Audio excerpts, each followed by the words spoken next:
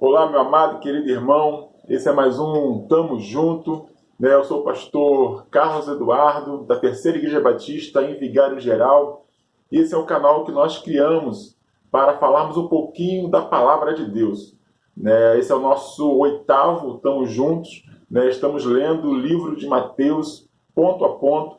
E hoje nós chegamos no capítulo 5 desse evangelho tão especial, aonde Jesus ele vai fazer o seu grande sermão, chamado o Sermão do Monte, que está contido no capítulo 5, 6 e 7 desse evangelho. Então a gente vai entrar nesse momento de estudarmos, de falarmos um pouco sobre este Sermão do Monte.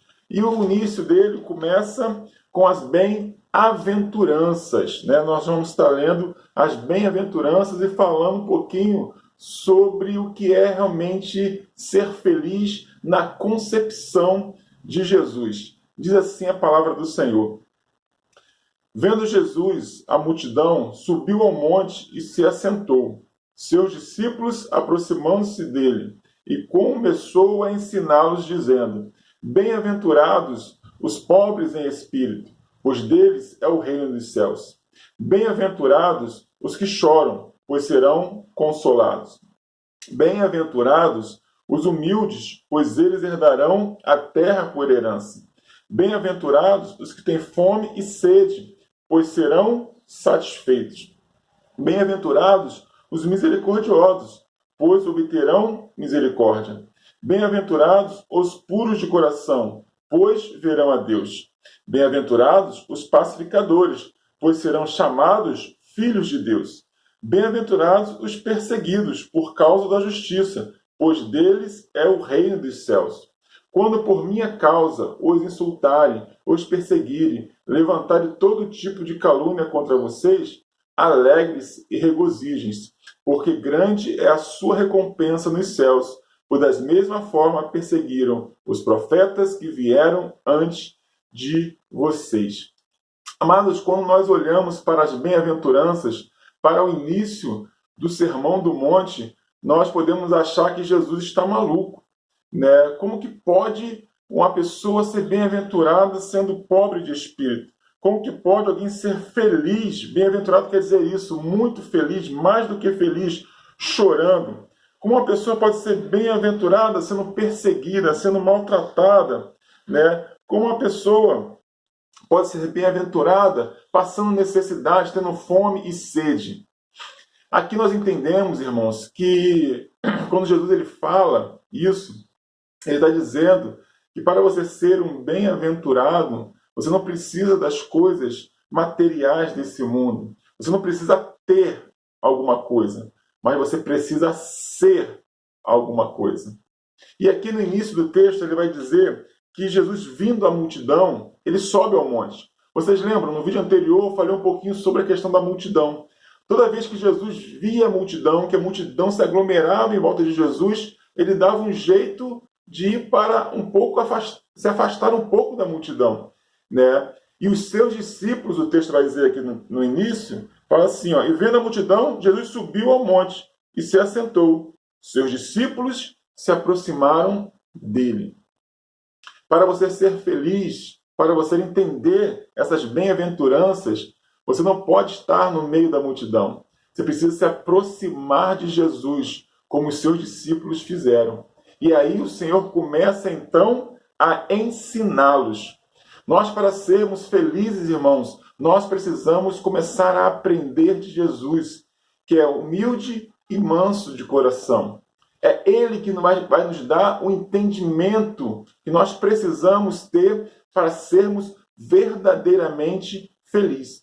A felicidade não está em você ter alguma coisa, mas está em você ser alguma coisa em Jesus, e essa coisa é ser um filho de Deus, em Cristo Jesus. Quando você se torna um discípulo de Jesus, quando você se torna um filho de Deus em Cristo Jesus, você passa a ser mais do que feliz. Você passa a ser um bem-aventurado. E aí nós vamos começar a entender um pouquinho dessas bem-aventuranças. Vai falar assim, bem-aventurados os pobres de espírito, pois dele é o reino dos céus.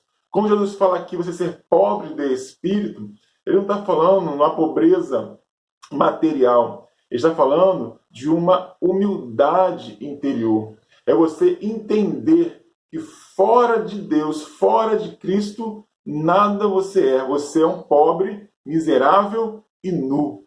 Ou seja, você precisa entender a sua miserabilidade, a sua pobreza espiritual e se achegar àquele que é totalmente santo, totalmente puro, né, e rico em todas as bênçãos espirituais. É você reconhecer que fora de Deus, fora de Cristo, sem o Espírito Santo, você não passa de um pobre, cego e nu. Ele vai falar também aqui, bem-aventurados aqueles que são humildes, ou aqueles que se humilham diante de Deus, aqueles que também sabem qual é a sua posição diante de Deus, de dependência pura e total do Senhor. Ah, meu amado, o Salmo 23 vai dizer que o Senhor é o meu pastor e nada me faltará. Sabe por que nada me faltará? Porque o Senhor, Ele me basta, porque eu sou a sua ovelha, estou debaixo da sua condução, da sua provisão. Glória a Deus por isso.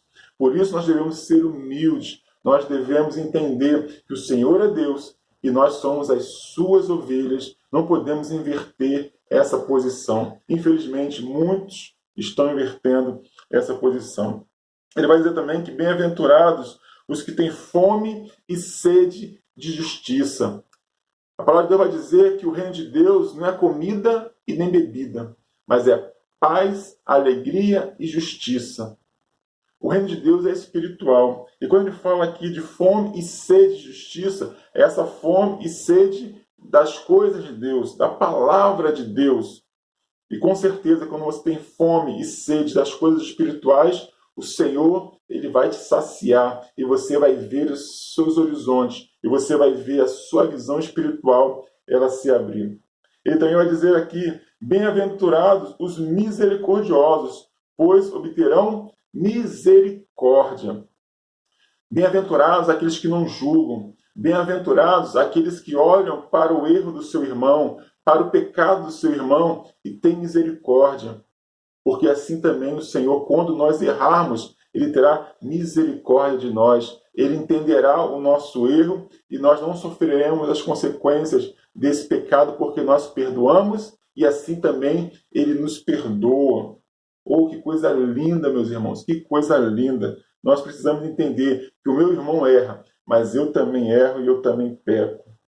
Os misericordiosos alcançarão misericórdia. Bem-aventurados os puros de coração, pois verão a Deus. A palavra de Deus vai dizer que sem santificação, ninguém verá ao Senhor. Nós precisamos nos purificar.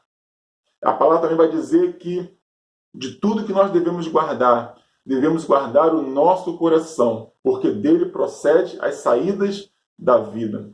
Amados, quando a Bíblia fala de coração, ela está falando das nossas emoções, das nossas atitudes. E precisamos ter emoções e atitudes purificadas, sanadas do pecado, lavadas, limpas pelo sangue do Cordeiro. Quando nós assim formos, nós veremos a Deus. Ele vai falar também que bem-aventurados os pacificadores, pois serão chamados filhos de Deus. Isaías vai dar vários nomes para Jesus, maravilhoso, conselheiro, mas tem um que ele vai destacar, que vai dizer o príncipe da paz. Jesus é aquele grande pacificador, aquele que veio acabar com a guerra entre o homem e o pecado, aquele que veio trazer paz. E nós, como filhos de Deus, co-herdeiros em Cristo Jesus, nós precisamos também, em vez de jogar o balde de gasolina e tacar fogo numa situação, nós devemos buscar ali a pacificação. Nós devemos ali falar, deixa disso, vamos caminhar como Jesus caminharia. Vamos ter uma palavra pacífica para que possamos, então, andar em paz, harmonia e união. E os pacificadores, então, a palavra de Deus vai dizer que serão chamados filhos de Deus, porque nós seremos semelhantes a Cristo, o príncipe da paz. Bem-aventurados os perseguidos por causa da justiça, pois deles é o reino dos céus. Amados, Jesus vai falar, em João 16, que o mundo não nos odiava por nós mesmos. O mundo nos odiava por causa dele, porque nós somos seguidores de Cristo. Quero te dizer nesse momento, se o mundo ele não tem te perseguido, se você não tem sido caluniado, se você tem sido aceito por esse mundo, tem alguma coisa errada na sua vida.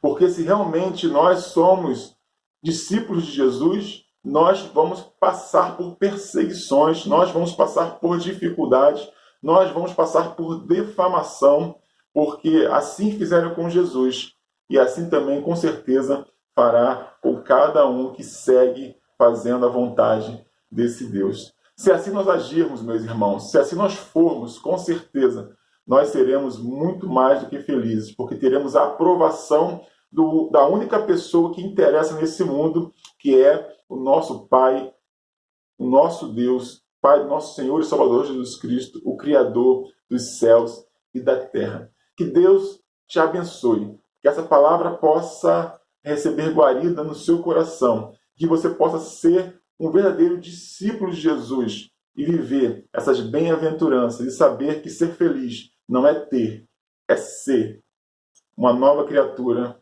em Cristo Jesus. Que Deus te abençoe. Tamo junto.